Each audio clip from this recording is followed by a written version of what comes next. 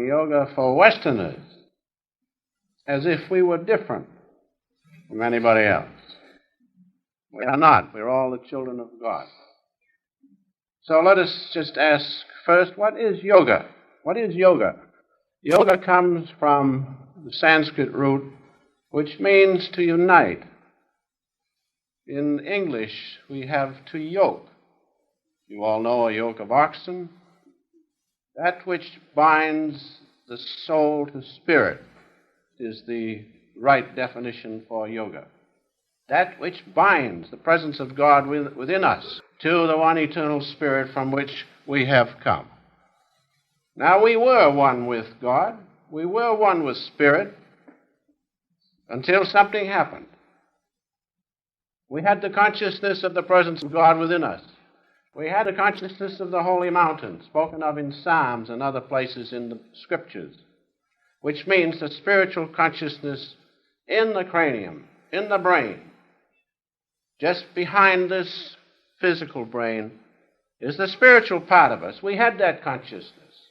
We had the consciousness of the holy mountains, and we walked up and down in the midst of the stones of fire, which means we had also the consciousness of the chakras of the spine, the centers of the spine. We had that.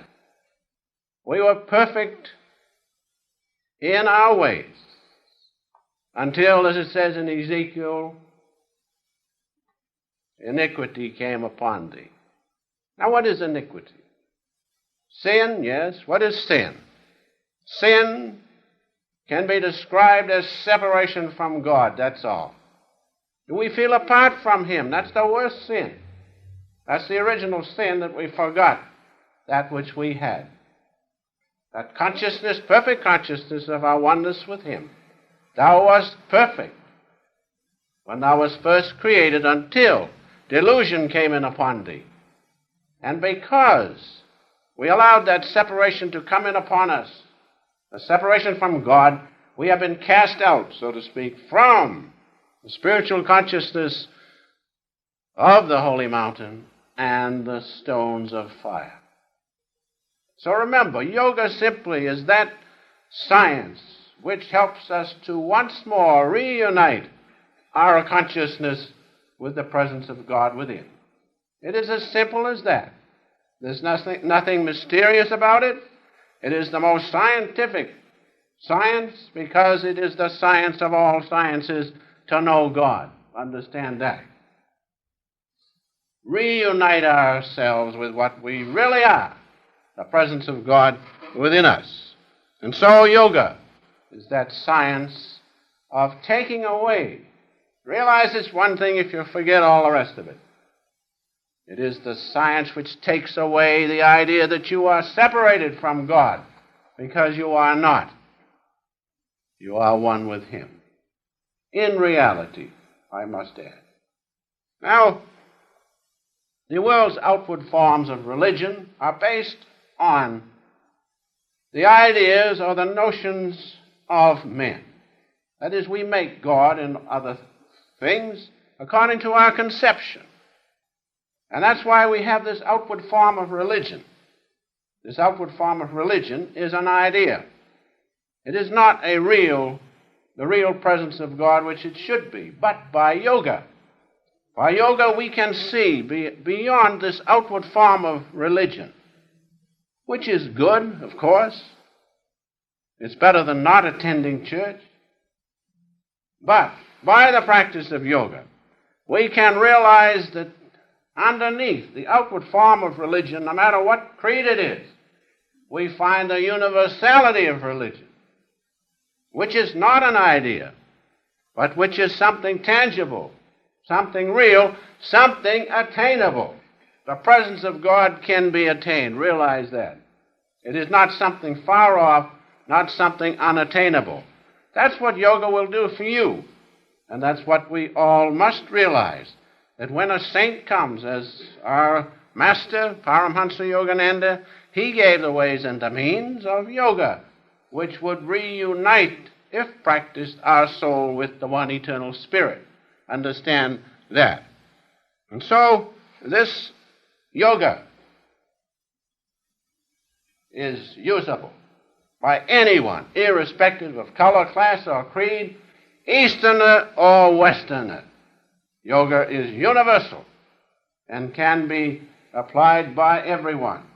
Master's reference at this time, I like to use them because he says it in such a wonderful way. You can read it in his autobiography from which I am reading. Outward ritual cannot destroy ignorance. You can go to church from now till doomsday, but unless you go beyond the outward form into the universality of religion of that church, every church, all creeds, the true religions, have the same basic truth underlying. As Gandhi said, there is no question of a doubt. Behind Christianity, behind Hinduism, behind Zoroastrianism, behind Mohammedanism is the same eternal truth. Realize that. Master says it this way. Outward ritual cannot destroy ignorance because they are not mutually contradictory, wrote Shankara in his famous Century of Verses. Realize knowledge alone destroys ignorance. Your mind is running hither and yon. You're restless and you cannot seem to get hold of it. It's running you instead of you running it. You sit down and by the practice of yoga, you rise above the duality of a restless mind into the peace of God, and therefore by realized knowledge you have destroyed the ignorance that makes you feel unable to control yourself, your thoughts, and your motives. That's yoga. That's why yoga is so important. And then he goes on to say the yogic science is based on an empirical consideration, not on hearsay. The saints tried it for a long, long time, and they found it usable. They found it true. They didn't just take a theory and let it go at that. So, yogic science based on empirical consideration of all forms of concentration and meditation exercises. Yoga enables the devotee to switch on or off at will the life current from the five senses, telephones of sight, touch, smell, taste, and touch. Attaining this power, attaining the ability to rise above the duality of consciousness, to rise above these senses which cause us so much trouble, attaining this, the yogi finds it simple to unite his mind at will with the inner divine realms or with the world of matter as he sees fit. Isn't that becoming us as children of God, rather than to be herded this way and that way by restlessness and such things? Surely the Master's words are most wonderful. Now comes the question, is yoga for Westerners? Is yoga for Westerners? Many think it's only for Hindus, but that's not true. They think they're better adapted to the practice of yoga.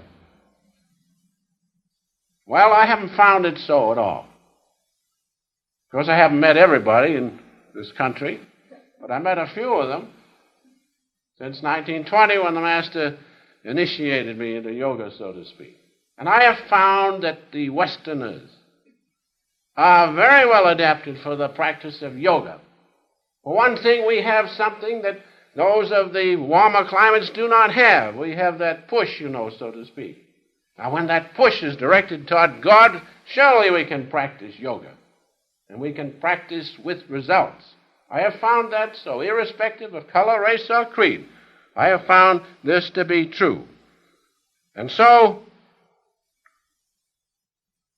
meeting the Master the first time in 1920, he said to me then, before I finished with him, he said, do you think America needs this stuff? I said, they surely do. You think America needs yoga, or self-realization as he called it? I said, yes, I do. Then when I finished, when I found to my thorough satisfaction that yoga was real, and the results were there, and that he was real, and that he had something to give to America, I said, yes, I surely do. He said, all right, if you practice the techniques of self-realization fellowship, and if they help you, will you help others to attain them? I said, certainly. And I've been doing it ever since. Why? Because it helped me. And because I felt it could help others. Westerners. Don't forget. And so that was the Master's, the only thing he asked me to do. He didn't say do it. He said, if after you practice the techniques of self-realization or yoga and it helps you, will you help others? I said, sure, I'll help others. And I've been doing it ever since to the best of my ability. And so, the practice of yoga is universally applicable to everybody, irrespective of color, race, or creed. Everybody can be a yogi if he wants to. And everybody can be a yogi right now, not when you get another year older or anything like that. Right now you can do it. And right now you should. Easterner or Westerner. Everybody can be a yogi. What is a yogi? The simple way a yogi is one who practices yoga, who is trying to practice yoga. Trying, that's all. You don't have to be accomplished, but you do have to try. A yogi is one who is trying through the system of yoga to reunite his soul with spirit. So everybody can be a yogi, no matter what your position in life is. No matter whether you're a housewife, husband, or single, it makes no difference. A yogi is one who is trying to know God. We can put it in simple language. So everybody, right now, not putting it off, right now, can be a yogi. And remember that yoga makes the presence of God demonstratable. Realize that. By yoga, you can know the presence of God. Not in imagination, not in an idea. God is wonderful. He gives us all things. What's that mean? Nothing. But when you sit and meditate and you feel the bliss of God's presence within you, you see His light at this point flowing through you, and you feel His love lifting you up and sustaining you, that's something tangible, that's something real. Yoga will give you that real thing, that real presence of God within you. And yoga is surely for all of God's children. And so, to practice Raja Yoga, or the yoga of salvation. That's what I like to call self-realization fellowship yoga. It's the yoga of salvation. Understand that. Raja Yoga. You can practice the different postures and so forth. Those are good. But why stop there? Why stop with just a good, strong body? Why not attain salvation? Self-realization fellowship yoga will give you salvation without question of a doubt. There are many in this room, I know, who have practiced yoga, and I know that they feel at times, if not always, oneness with God. That's your Savior. That's your salvation. Whatever lifts you up from this duality of consciousness is your Savior.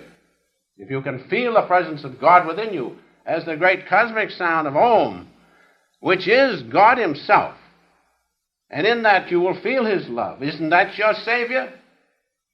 Won't that give you salvation? Won't that take you above this duality of consciousness where there is no freedom into the presence of God where there is whole freedom, freedom fully, unending? That's what yoga will do for you. It will do for every one of God's children. Is not salvation for the Westerners? Is God so partial that He says only the Easterners can have it? No. It's for everybody. For God is like that. His mercy endureth forever. Just like the law of mathematics endureth forever, so does yoga. And if you do it, the results will be there. If you don't do it, there'll be no results. And so yoga will always be there. It is spiritually ordained as the path back home to God. Yoga means union, soul with spirit. It will always be there. That's what it means in the Bible. His mercy endureth forever. But we have to do our part because God gave us free will. As Master used to often say, I can show you and tell you what to do, but you have to do it. You have to perform the yoga. And I think that's the way it should be. Those who do receive. Those who do not do not receive. And so, Those have been my observations, that God is not partial, but he is just as much available to the devoted Westerners as he is to the devoted Easterners. That I know, and I know all of you who practice know that too. Some lands may be so constituted that they give more time to devotional and aesthetic things. We understand that. In America, we're a little more practical. But I think God likes us just as much as he does anybody. In fact, I know it, and you know it, who practice yoga.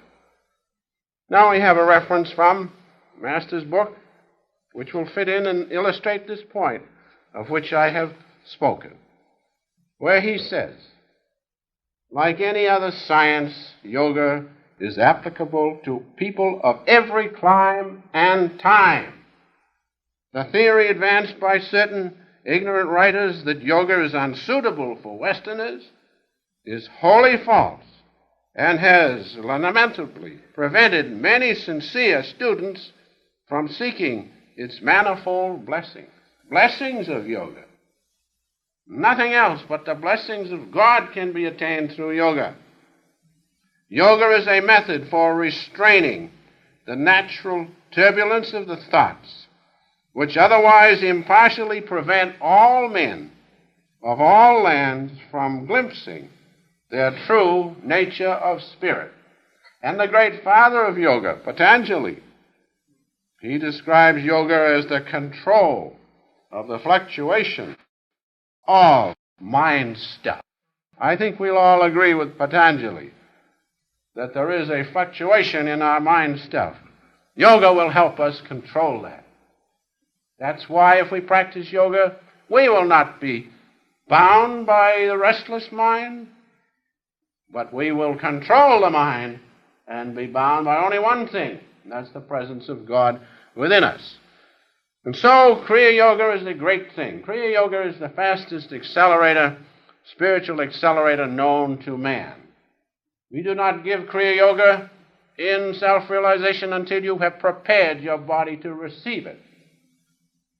If you will follow the lessons of which Mr. Rasa spoke regularly for a certain length of time, about a year, I believe, then you are eligible to the highest form of salvation yoga, Kriya Yoga. Because I will try to point out why it is so. It takes 1,000,000 years, just think of it, 1,000,000 years to get rid of this thing called the ego within us. This thing that puffs up, and knows nothing when you meditate, it isn't there. It takes 1,000,000 years to eradicate that of normal evolution. Think of it. And what is normal evolution? Well, it's our Earth flying around the sun. That gives you 1 year of evolution. Now, Kriya Yoga. One Kriya Yoga can be practiced in less than a half a minute. And the same effect is produced. Because we are made in the image of God, we are made in the image of this great universe upon universe. And so when the life force is revolved around the soul which is within us in the spinal region and brain, it gives us, in less than a half a minute, 1 year of evolution. Now, you can readily see, by practicing, if you are able, of course you will not be able to do it at first, if you were able to practice 1,000 Kriyas in 8 hours, you would get 1,000 years evolution. Imagine it. Now you can multiply better than I can. How many days in a year? 365. And you will get that much evolution by practicing that way. And in 3 years, you can multiply it up. I did, so as to be sure. And I've practiced 1,000 Kriyas, but don't try it right off. Prepare yourself. Then, that will give you 1,000,000 years evolution in 3 years. But that's not possible due to the karmic conditions in each one of us and many other things and bodily conditions. But that doesn't make any difference. Surely, in one lifetime, by the moderate application of Kriya Yoga, you can eradicate the ego and you can know that the presence of God is within you and that you are free in his presence. That much is possible. And that can be done easily in a lifetime. So from 3 and multiples of 3 up to a lifetime, there's no question of a doubt. If you are sincere with God and practice Kriya Yoga, you will find liberation and salvation from this duality of consciousness which keeps us bound as we should not be, being children of God. So Kriya Yoga is very scientific.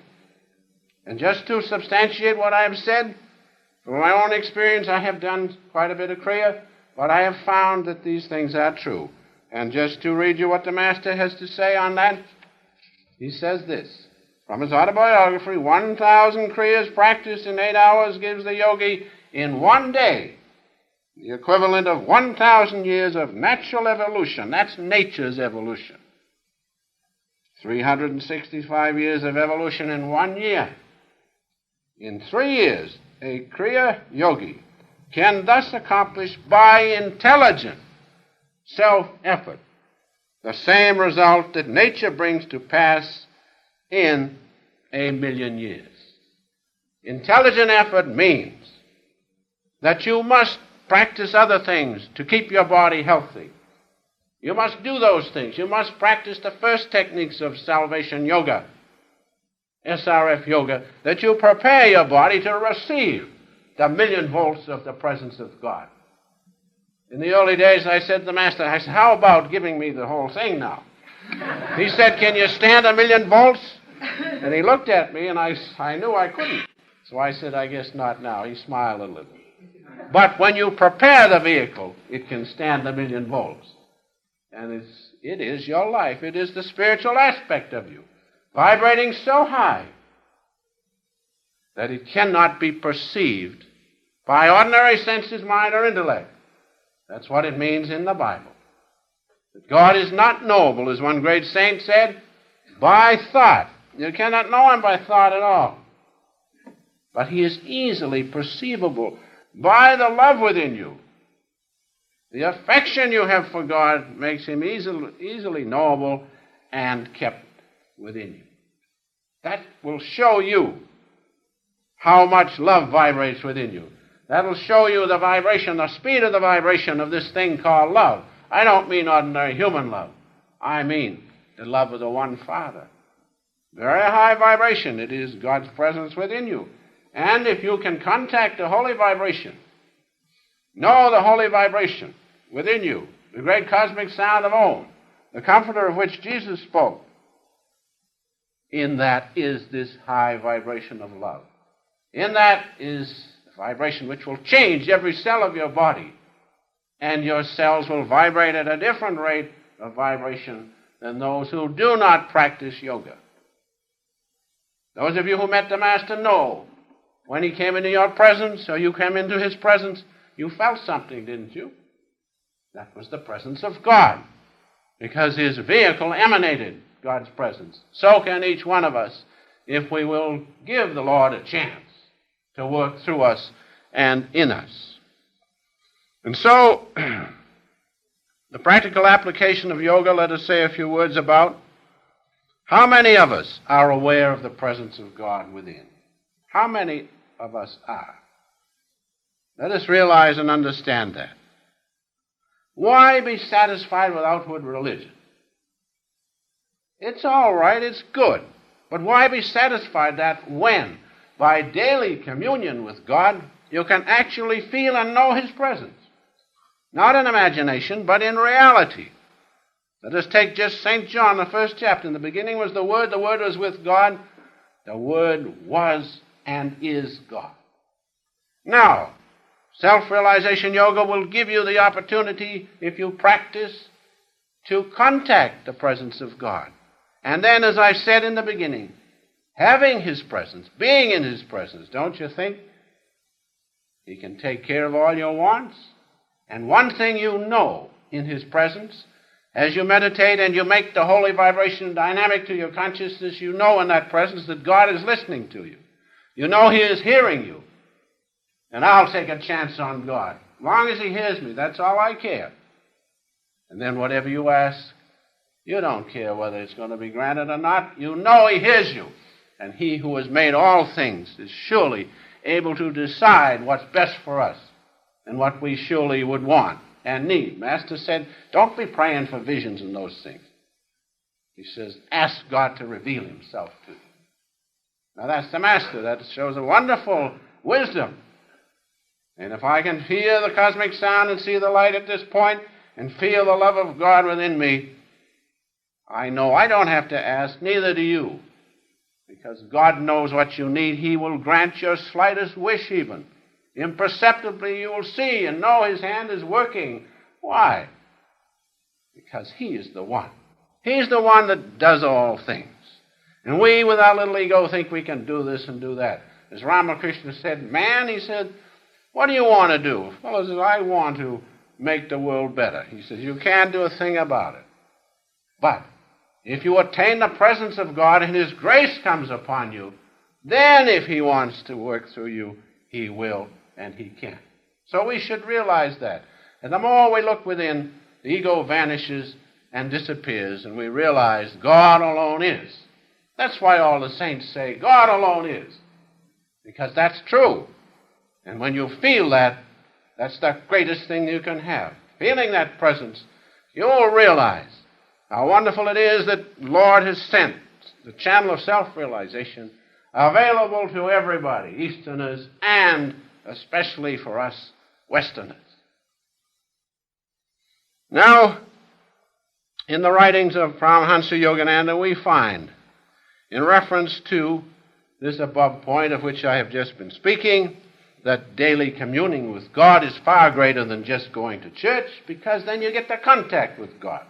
And so he says these words, which I'd like just to read to you at this time.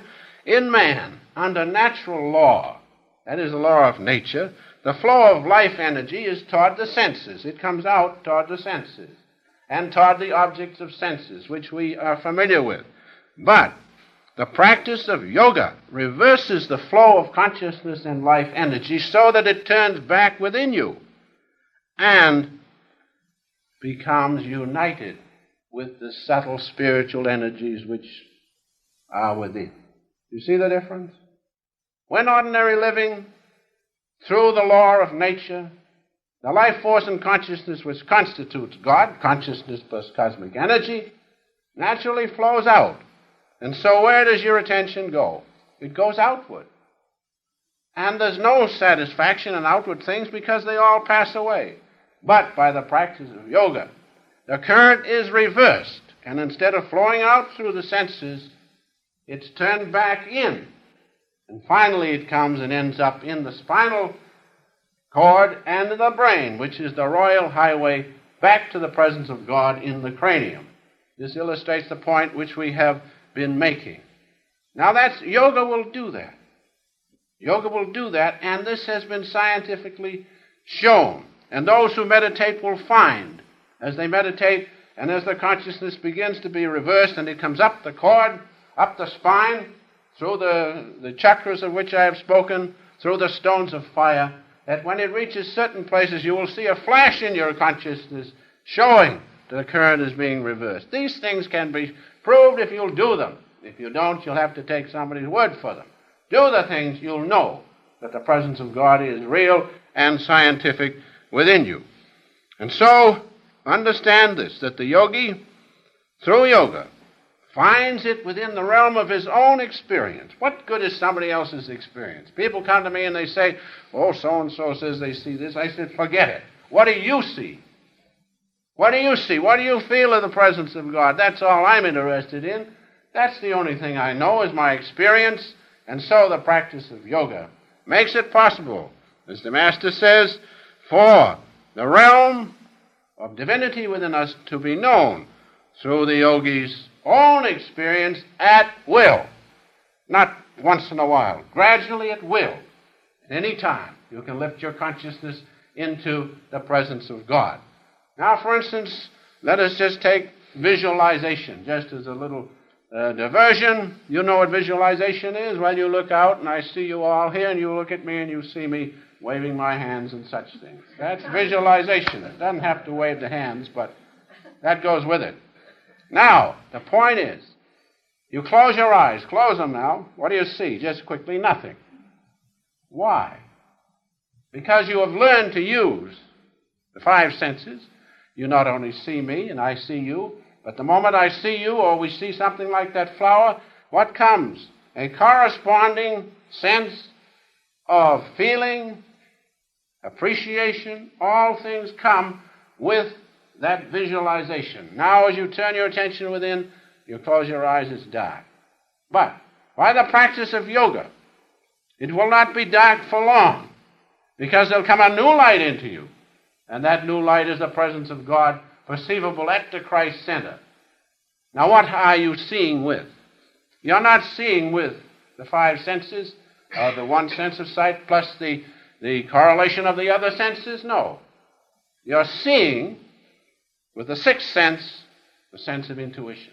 But as you see the light of God at this point, then comes the association with the other real things within you. God's love, God's peace, God's wisdom, God's calmness, sense of fulfillment, all come by association with that one sense, the sixth sense of intuition.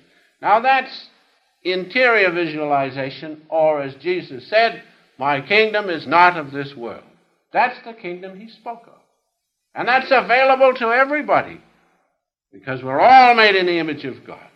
And just as you look out and visualize and see whatever you want to, there'll come a time, if you practice yoga, when through will you can turn your attention within, and you will visualize and see the kingdom of God just as real, more real than you're seeing this kingdom right now.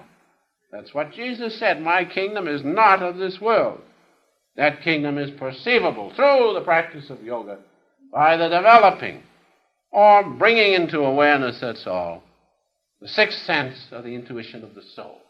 And when you bring that in, even though you just see perhaps a little flash of light, through association, you bring in the presence of God which is in that light which you see. That's what it means. In the beginning was the Word was with God, the Word was God. And so whenever you see those little things in your spiritual eye, don't pass them over lightly. Merge in them. And then will come through association the presence of God which is in that vibration of light. So that's interior visualization, and that's available to everybody. And little by little, as you do this, you'll visualize the internal kingdom. Finally, by the grace of God, you can see the vision of God, the eternal light, spread all over. There's the one reality from which we all have come, and as Master says, into which we all will merge, those who live and do right. Living and doing right is what? Following yoga, because yoga is the science of union with God. And therefore, have a little place in your home. Have a little church in your home. You cannot come here every day, but you can have that little church in your home, that little place where you can sit and practice your yoga, practice your self-realization yoga of salvation, and you can commune with God every day. In fact, you can commune with Him every moment if you wish, which will come later. And so, give some time every day to God. When you wake up in the morning, instead of jumping right up and tearing out of bed and into this and into that, then you're confused right off. Then the trouble begins. Sit up in bed. Sit up in bed, get a couple pillows if you find it easier, and sit up in bed and cross-legged, tuck them under you, and commune with God, make the contact with God. And that which you feel, do it before the mind gets going this way. Make that contact with God, and that will permeate your actions throughout the day. Do that. Try it for a week and see. Even those of you who meditate regularly and have been neglecting that, do it because you're fresh from God in the morning. Your mind hasn't had a chance to get hold of you and run you this way and that way. You're fresh from God. Hold it, which you can do through the practice of yoga. And then you will see the day will be much better. We have to learn these things from sad experience, after being pushed all over the place. Then we come back to God. Do that. And then one day, or through the day, improve the golden moments. You'll have a little time when nobody's got your ear, so to speak, and get into some little place and do your techniques. Make the contact with God as many times, improve those golden moments, and finally, one day a week. Those of you who practice, give time so that, especially on a Saturday night when you're free the next day or whatever day you're free, give a longer time, several hours, to meditation and feeling the presence of God. Then you will know that He's the real thing, the only thing which you need. And so if we do this, understand, as it says in Titus, not by works of righteousness are we saved. Not by works of righteousness, but by the washing and the regeneration of the Holy Ghost, which is the presence of God within us. And it's knowable by yoga. And if you do these things, you will find, soon you will find that your most important engagement is with God. You'll find that, and you'll nobody be able to tell you differently. You'll find that's your most important engagement. Having that, you have a little peace in this world. Realize that. And also, you will find that that's your most important engagement, and you do your yoga, you'll find then that you can compare. You can compare this outward existence to that internal existence in the presence of God. You cannot know unless you compare. I found that out. For instance, I have a little old automobile. I mean, if I have one. I'm lucky to have a little better one. But it's a pretty good one I have. Now, it's an Oldsmobile. That's a pretty good car. But anyway, you have a little automobile, see? And you ride in it and you say, this is pretty good. Along comes someone with a Cadillac and you get in it and you say, boy, some difference. So, if you do your yoga regularly, you will be able to compare the difference. Then you can judge for yourself. Speaking about those Cadillacs reminds me of something.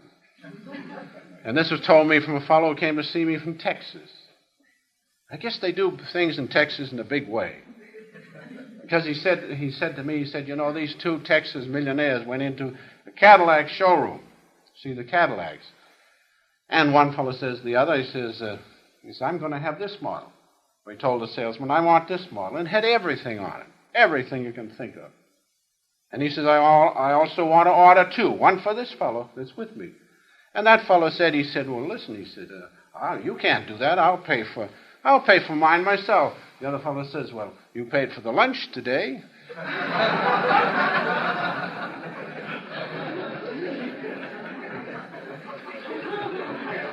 That's the way they do things in Texas.